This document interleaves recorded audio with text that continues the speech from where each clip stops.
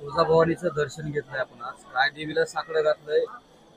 मुळात नगरपालिकेच्या निवडणुका सुरू आहेत. देवीकडे काय साकडं घातलंय, काय त्याचं औचित्य आहे?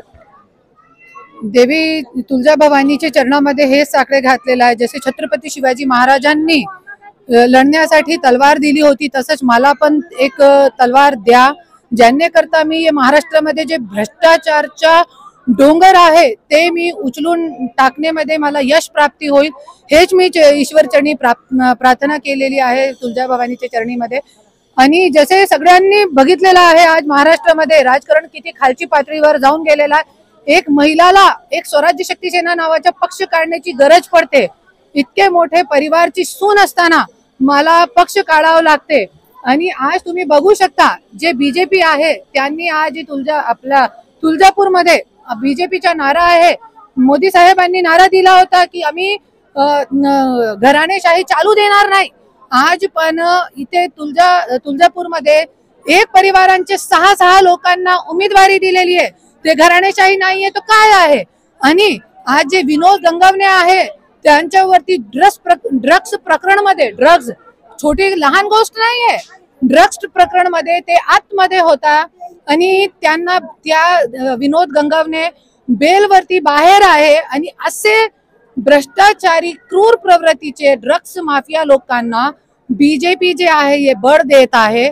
तेच ईश्वर चरणी प्रार्थना केली आहे, तुळजाभवानी चरणी प्रार्थना केलेली आहे की कुठे ना कुठे तरी हे जे सुरू आहे, क्योंकि आज जे ड्रग्स आहे ते लहान गोष्टी नाहीये.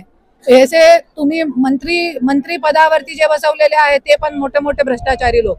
आणि तुम्ही जे खाली आज नगर अध्यक्ष पद खूप मोठं असते आणि असे विनोद गंगवणे सारखे लोकांना जरी तुम्ही पाठबळ देऊन मोठा करत चाललाय, तो महाराष्ट्राचा जे पुढचा सीन आहे, आपले प्रत्येक मुला बाळा ड्रग्स मध्ये, नकली दारू मध्ये त्यांचे जीव जातील. त्याच्यासाठी आज मी तुळजाभवानीच्या चरणामध्ये प्रार्थना केलेली आहे. जसे छत्रपती शिवाजी महाराजांनी भ्रष्टाचारचा डोंगर जे आहे ते उचलून टाकला होता, तसंच मला पण संधी द्या. तुम्ही मुंडे घराण्याची सून मुंडे घराण्याची सून आहात असं म्हणला तुम्ही. त्या मुंडे नाही, माझी रडारवर सगळे आहे भ्रष्टाचारी लोक, कोणी नाही. माझ्या मागितलीत का मुंडे घराण्यासाठी? नाही, काहीच मागितलं नाही. माझ्यासाठी माझे जीवन आहेच नाही. याच्या पुढे माझं जे जीवन आहे ते पूर्ण महाराष्ट्राची जनताचे साठी आहे. क्योंकि सगळ्यांना माहिती आहे इथे महाराष्ट्रामध्ये भीतीपोटीचं जास्त वातावरण आहे.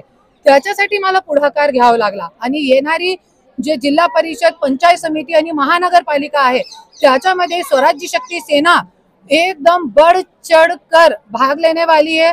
आणि नवीन लोकांना पण मी हात जोडून कडकडीची विनंती करते, सगळे पुढे या, क्योंकि मी एकटे काय करू शकत नाही. जरी सगळे मिळून लढले तो असे भ्रष्टाचारी लोकांना आपण घरामध्ये बसवू शकतो. आणि जसे आज बीजेपीचा राजकारण चालू आहे, तोडा फोडा आणि फक्त राजकारण करा, मंत्रिमंडळ मध्ये तेच भ्रष्टाचारी आणि खालच्या पातळीवर.